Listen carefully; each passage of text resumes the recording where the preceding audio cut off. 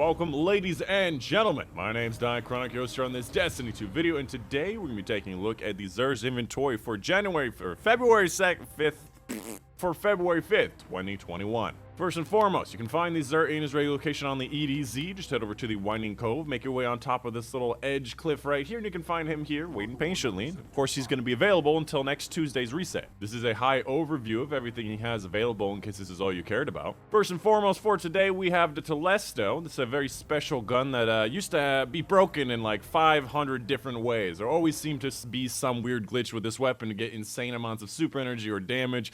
At the current moment, I don't think there's any weird stuff going on with the weapon. If you've never heard of it before, it has a couple of interesting perks here, where the fusion projectiles, which is the things you shoot with, attach and detonate with a delayed void blast. On top of that, they're also proximity detonated as well, so if an enemy comes nearby, you stick them to the enemy, they'll blow up as well. On top of that, the Harbinger's Pulse, multi-kills with this weapon immediately reload your equipped kinetic and energy weapons from Xur's, and this is an energy weapon, so I imagine it also reloads this weapon, but I can't remember that. The bottom line with this weapon in PvE does not really have much DPS, even with the Catalyst having a 7 mag instead of 4, it's really not that high. And in PvP, it's really not that different than a lot of other fusion rifles. Used to be absolutely broken, you only needed 4 out of the 7 bolts to kill an enemy, now it's a bit closer to 5 to 6. Moving on to the Hunter exotic today, we have the Gwisin Vest. If you've never heard of it, each Spectral Blades kill you make before going into stealth, i.e. using your heavy attack, will restore more of your super energy, which means you get a longer super. And this is very specific to the Spectral Blade super, which is still okay strong. It's not as strong as it used to be, especially with stasis.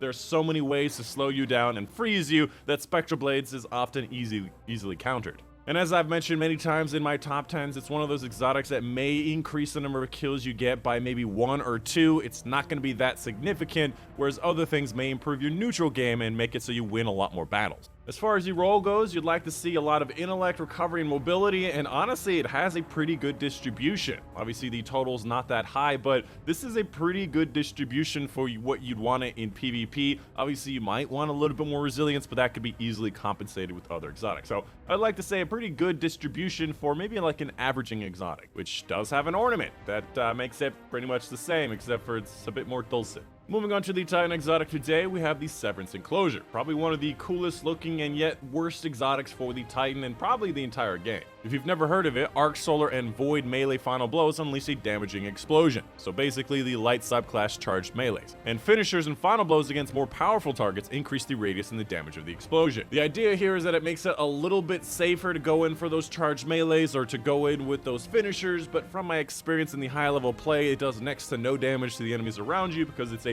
static amount of damage, and also going in for melee or finishers is very dangerous, and usually you're taking down the hardest enemy last, and there's not a lot of enemies to use it on. There are just so many other exotics I'd rather use for melee, like Instrumentable Skull Fort, Synthoceps, so many other things you could possibly select. I would not pick this one over any other one. As far as the roll on this exotic, you'd like to see a lot of strength and maybe mobility, maybe even a little bit of recovery, and I also noticed that the total stats is pretty low at 59. It doesn't have a lot of strength, the recovery is kind of middling, and mobility is high, so I don't know, man. This is a pretty bad roll for a pretty bad exotics, and it doesn't even have an ornament. That's fine, though, because like I said, it's a cool-looking exotic.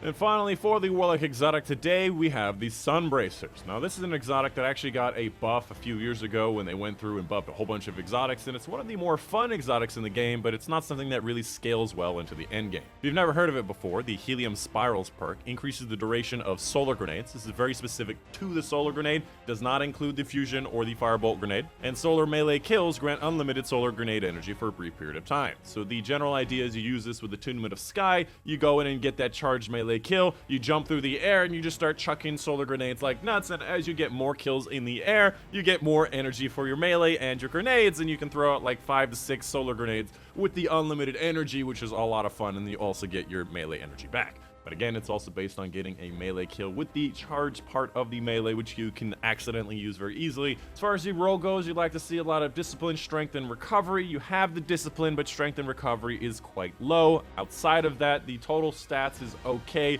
but not the best. So I wouldn't personally recommend this roll, but it's still an exotic that is a lot of fun. If you haven't used it, this is your opportunity. Outside of that, make sure you're picking up your exotic cipher quest to get more exotic ciphers if you want to get more of these exotic engrams, or if you want to get more stuff from the exotic archive, which there are a lot of great stuff in that exotic archive. On top of that, I also like picking up this exotic engram. If you have an exotic that you've never received before, this is going to be guaranteed to give you an exotic that you've never received before. And on top of that, it's also guaranteed to be a high stat roll, which is minus 63. An exotic I don't really like that much, and I also probably have many versions of. Personally, I'm still looking for my Ursa Furiosa roll, because at a base stat of 50, this is not good.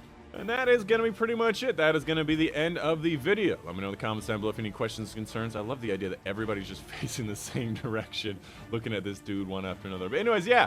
Also, make sure you come check out my live streams that I have right after these Xur videos over at twitch.tv. Link in the description down below. We're going to be doing some Grandmaster Nightfalls because I'm very close to finishing off my Conqueror, and obviously this is the very last week, so I don't have a lot of time. But yeah, that is going to be the end of the video. Let me know in the comments down below if any questions, concerns, something I missed, or something you just wanted to say hi. Maybe you saw some of my recent community posts.